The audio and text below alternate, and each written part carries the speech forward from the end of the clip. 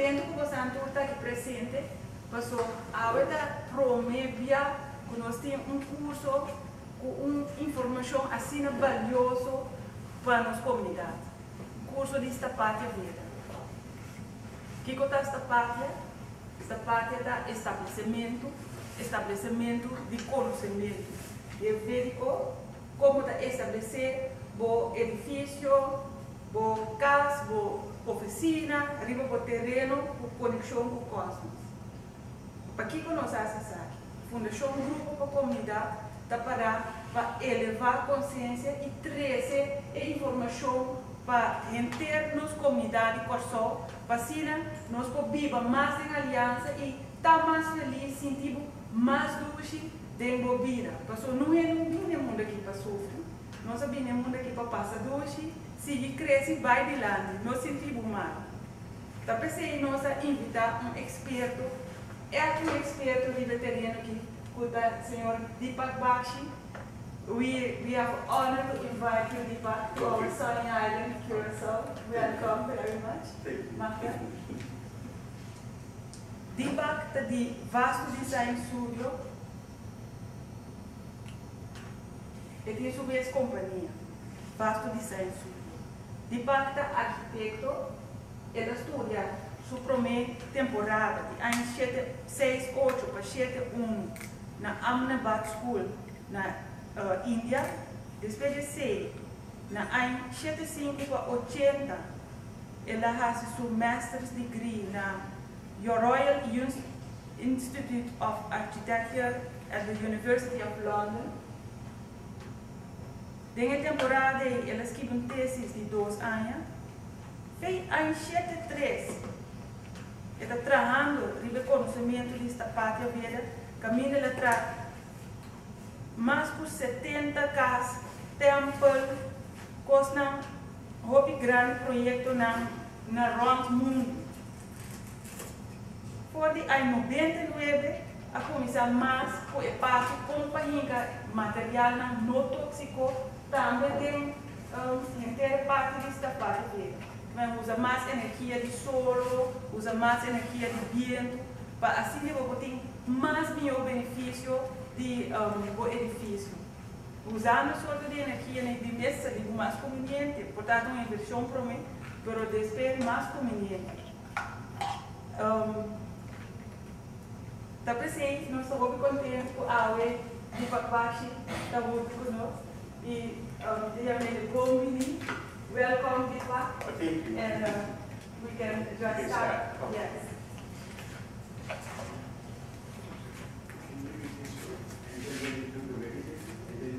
This course we are running today morning is introduction, as you know. We'll keep like 20 minutes or half an hour session at the end of the introduction.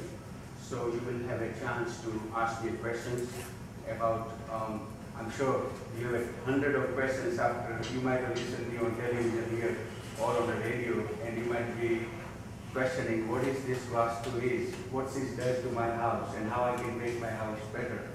And we'll talk all about it. But it's not only about the house, this knowledge can go to the business, to the government building, to the town, to the city, to the country.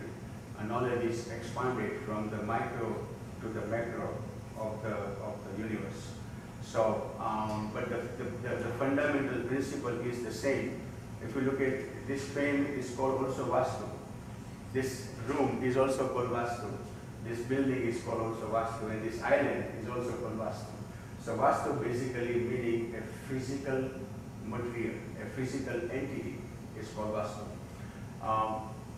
Why we are so much into the Vastu? Because human body with the 2 hands and 2 feet and all 5 senses, this is Vastu. The difference that we can easily recognize our body as a Vastu because we have a consciousness, we have an Atman, or we have a soul in this body. The sad part is that our limitation of the brain does not allow us to see the consciousness into the solid material. We think that solid material meaning is a dead material, it's a dead thing. It's not dead, it's alive. It's just that it has its own chemistry. We have our own chemistry in the physiology. So we can recognize consciousness when we close our eyes, when we do the breathing. It becomes easy for us to understand what consciousness is. But for physical entity like this projector here, it looks like a bunch of material here and nothing there, but it has a consciousness. So the building has a consciousness. Now what happens is that we all do some kind of meditations or prayer or spiritual activity. So we clean our body and start understanding what consciousness is. Start understanding what Atma is in our body or soul is. So we little bit more recognize ourselves through our body and soul. But then what happens is that we are getting purer and purer and purer. But the building has its own energy. If the building is not designed with the same principle with which this human body is designed, and this is very hard to compare in a Vedic knowledge, but the Veda is meaning knowledge. It's in Sanskrit from India. This knowledge is coming from India. It's more than 10,000 years old. Vastu is one of the branch of the Veda. There are 4 Veda: Yajurveda, Atharvaveda, Samaveda, and Yajurveda. So there are 4 Vedas altogether, out of which there are branches, and one of the branches is called Vastu. Vastu is building all about designing a building, designing a complex, designing a city, and designing a country and beyond. Whole universe, according to Vedic knowledge, is designed with the Vastu knowledge. Vastu knowledge was not given for designing human houses. It was designed to give the knowledge to create the universe. But then on Himalayas, and I'm sure you all must be knowing Himalayas in India, which is on a very high mountain, those people those people who are enlightened, they call them Rishis and Maharishi. They never come to city life. They live in a very secluded life. They eat fruits and water and have one cloth, and that is how they live. But they do lots of meditation, and they cognize the knowledge from the higher self. And when they cognize the knowledge, this is what we are getting, what is called Veda. And they requested that, no, we want the knowledge which we can make our life better. So we are going to go very quickly onto the first part. Before we go to that, anybody who has a question, you can raise your hand. I love to respond to your question while we are going from every steps. Don't feel shy, be at home. You can ask any question, I hope not very personal, but you can ask any question you like regarding Vastu, regarding architecture, regarding where you live, and as much as I can answer. Even I will talk about this island. I've been traveling quite a lot. Sarada has been great privilege to make this, through her foundation, to make this project possible. So we are very grateful to her. And yes. So if you have a question and you want to ask it in Papiamin, so si você ask for preguntas in Papiamin, or I will translate and tell you what. Wonderful, wonderful, great. Okay. So so let's start with the first part, and the first part is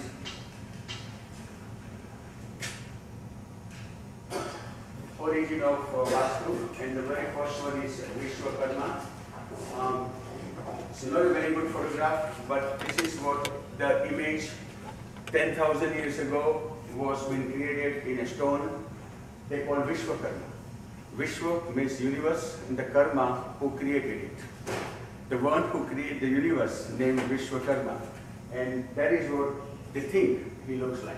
Nobody has seen him. It's 10,000 years ago, so it's the image all we have on the stone.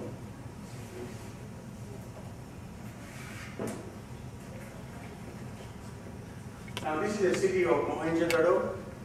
As you can see that in 2003, BC 2 and BC 300, Mohenjo-daro, which was designed in the northwest of India, and this was the first city which was designed with the Vastu knowledge. It has every principle, and so you can imagine that even 2,500 years ago, the city was built with a Vastu knowledge. It was very perfect, just like a Roman architecture. It had its own sanitary system, it had its own water system. All the buildings were designed with the right entrance, right location of the functions, and so on and so forth. So, while we are looking at it, three things we are going to continuously target is about Vastu knowledge. Vastu has a three fundamental principles. One is called location of the function, orientation of the function, and proportion of the function. Function meaning kitchen in the house, bedroom in the house, living room in the house. We talk about office, marketing, sales department, accounting department, computer department. These are the activities. It's called function. So every building has a function, and functions are having a proportion, orientation, and location. How we do that, we'll talk a little bit about it as we go by.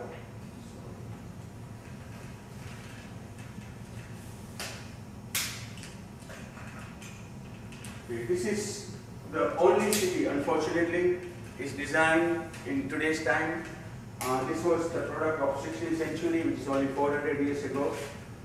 In India, it's called Jaipur, and Jaipur was designed with the Vastu knowledge. One of the Jaipur characteristics is that, as you can see, it has got 1, 2, 3, 4, 1, 2, 3, 4, and then so on and so forth. They could not finish. The king of this time of the city, he could not finish the city, but as you can see, that it has a 1 square, 2nd square, 3rd square, 4th square, and so there are 4. So it's a 16 square by, so 4 square by 4 square, totally 16 square in which the city was designed. We'll talk about what this square means. The square in Sanskrit is called Pada, P for Peter, A, D for David, A. So Pada, P-A-D-A. So that each one is a Pada. Each one has a relationship with a sun. Each one has a relationship with constellation. And so when you observe, we'll say that, well, here, for example, in this area, they sell food. This is a city. They sell food in this area. Why? Because this is a southeast corner of the city.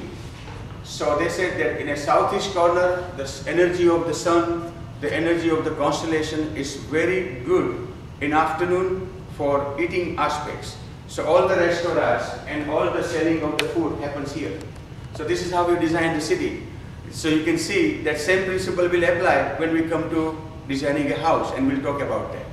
So as you can see that each function is being dedicated of the city depend upon, like if you go in this square here, for example, they sell nothing but all the things about pots and pans made out of clay. Because anything you make with the clay, it settles much better with here. This is the west, this is the east, that's the north, and this is the south. So you can see that how the orientation of the city or orientation of the house is related to the function of the city, or it could be the function of the house or office building. The center of the city is called Brahma Sthana. I will write it down for you because we'll use this word more and more again and again. Brahma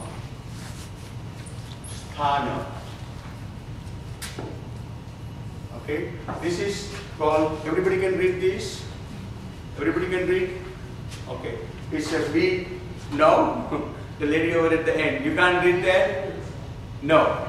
Okay, I will pronounce for you. It's a B for Bill, R for Roy, A for Apple, S for Harry, M for Mary, A for Apple. So it's Brahma, and the last word is Thana, which is S for Sam, T for Tony, S for Harry, A for Apple, N for Norwich, and A for Apple. So it's Sthana. Brahma means the one who creates, and Sthana means the location. So this is a location where all creation happens. What creation? The creation is about entire cosmos energy, which is 28 in cosmos, there are 28 constellations and there are 9 planets. So all those energies are first comes into the center of the city, and then it divides into all these, each individual pada or each individual grid of the city.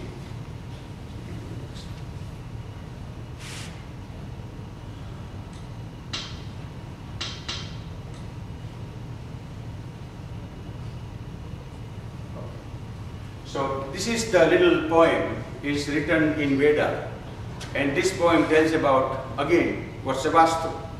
So it says, as is the atom, so is the universe.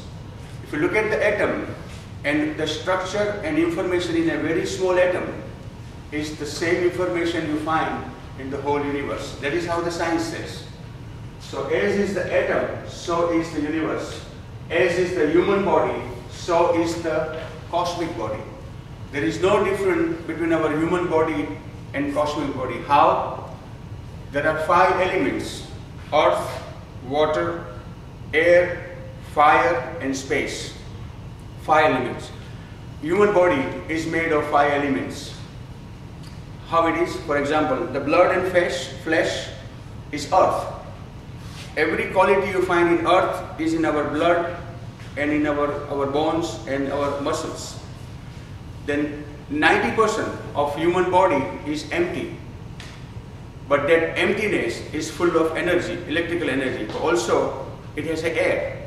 So that is the air in our body is moving. Air is also moving in our veins.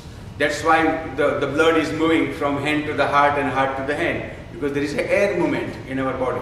So we talked about earth, about air, water. Our brain has a 90% water and 10% is solid material. Now, I don't know anybody who watched TV, we were talking about that yesterday, day before yesterday, and the question was, yesterday morning, and the question was that this is like full moon today, or yesterday was a full moon. When full moon happens, and you are very familiar with the sea, because you guys live with the water here. Sea tides comes up, right? Reason tides comes up because of moon. Because moon has a type of magnetic energy, is changing the position of the water where it was and rising to the land. So that movement, when it happens, the characteristic or a chemistry of the surrounding of that water changes. This is 90% water. That's why there are many poems and there are many stories that people fall in love when there is a full moon, because because you become more romantic. Romantic ideas comes in your mind because of the moon changing the structure of your water, of the water in your brain. Is it clear? I'm hoping that you are getting all I'm talking. This is very, very interesting. So that's the water. Now, where is fire? Because we don't see any light coming from our body. So where is the fire? The fire is in our stomach. We get hungry because we get fire at 11:30. What is fire? All the acid energy comes to our stomach and it fires, which we don't see in a real flame. But it creates the temperature so high that it demands that I'm hungry, get me the food. That's what stomach says to brain. Brain says to our thought, and it creates a thought. It says, hey, go and get the food for this guy. So we go and eat, and that is how stomachs gets calmed down. So fire in our stomach. So we talk about water, air, earth, fire, and space. And space is, as I said, 90% of our body is empty. In that emptiness, there is an electrical energy running from the top of the feet to the head of our brain. There is a whole electricity is there. What it does, every time the thought comes in our brain, that thought tells the senses that, hey, raise your hand. So our hand raises up. It says, put your hand down, we put hand up. But this hand raises up because all this electrical energy is moving from the brain to here. So in that emptiness of the body, there is electrical energy is charging and telling the body what to do. Same thing in a house. The entire volume, if you take of any house or any building, 90% is empty, 10% is building material. So what happens in that 90%? That 90%, not only it has a light and air, but it has all that cosmic energy which we don't see, but it affects to our thought process. Now, I will go a little bit more and then we go to next part. Our brain has all faculty. So every time you turn your head, what happens that it picks up energy from the cosmos. There are 7 constellations in each direction, 7 in north, 7 in west, 7 in east, 7 in south. So this constellation picks up the energy and by our brain, and then faculty gets open up or close, open up or close. If you orient right in a right direction to do the right activity, you get a right thought. We all know that thoughts are in our brain, and in brain executes the thought. Do we know where the thought comes from? Anybody knows where the thought comes from? Who puts the thought in your brain? From the cosmos. So that is the secret, that we all, any scientist, you ask them, they don't have an answer. They think that it has a chemical reaction, there is a proton reactions, and they have this all chemical word for it. But even in that, when you look at those chemistry, you find there's something more happening to trigger that chemistry in brain. And what it triggers is that energy comes, which is hidden, they don't know where it is. But that energy, according to Vastu, comes from cosmos. So sun is, we all see the sun, so we know the sun is very powerful, and it has a light, and it has a temperature. But it has a lot more things. From the morning, when the sunrise happens, to the afternoon, when it's in south, and sun is right on the top to us. And then in the west, you have a sunset. There are 1.5 hours from sunrise to sunset, energy changes. So every 1.5 hours, you have a different energy. Like in morning, the sun is at around northeast corner. That energy, first energy you get is a spiritual energy. So that's why people do meditation in morning and not meditation in afternoon, because the morning is a time when the energies are enhancing your thought process to make you enter into the prayer or meditation. Why we go in church in morning and not in afternoon or not late midnight? Because the morning is the best time for charging our spiritual energy through our brain. So that's that. And then in afternoon, and there are all interval has a different energy coming to earth. Like for example, in evening, the sun is on the southwest corner or in a west part, and that's where you should put your bedroom. Why? Because that's the time the energy comes from the cosmos, it makes you calm down. Because if they don't make you calm down, you can't work next day. Can you imagine if you don't sleep, what happens? Try and not to sleep for 1 week. You won't function, you won't even act. Reason is that we people sleep 1/3 of our life. How much? 1/3. 8 hours per day. 24 hours in a 1 day, right? So it's a 1/3. So just take 1/3 of the day and 1/3 of the life. If you live 60 years, I hope you live 100 years, 33 years we sleep. 33 years we sleep, and we don't even question how best we should do it, right? How best we should do it, because if you do it everything right in process of sleeping, then your day should be the best you can have. So what's the secret? How you sleep? How you should sleep according to Vastu? The bedroom should be in a southwest corner, and we'll go in detail about the plan. I hope there is a plan there, or we'll create one. But your head should be in the east, and your feet should be in the west. So that what happens that when you wake up in morning, before sunrise, your head becomes charged, awaked. Not the body, head. Because your head is you are aligning to the east, and your feet, you are aligning to the west. So when you wake up, you are already charged with your mind, so that when body is waking up, mind can tell the body, do this, now go next, go to another thing, go to the third thing. There is a gentleman, he's not here, but you all know about Chacho, what is his name? Because I was with him on a television, and Chacho said that last month we were on a television, I was in the US, and we talked about it, and he liked this idea. I said, I'm going to experiment. I want to find out that whether it works or not. So he did in his house, he slept in the east direction, putting his head. Now he goes to a jogging and walking in morning, he never used to do in morning, because his mind is awake. This is simple exercise, how you orient your body to sleep, and it helps you, your whole morning is different just by doing that. So just do that tonight. Everybody, you should go and make a vow. I'm going to find out what is my east in my bedroom, how awkward it is. Just only change the bed, sleep for another week, and you see that something will change the way you wake up in morning. So try that. So it says here, as is the human body, so is the cosmic body. As is the human mind, so is the cosmic mind. As is the microcosm, very small thing. If you take it, it's also same information in a small micro. It's also information in a macro.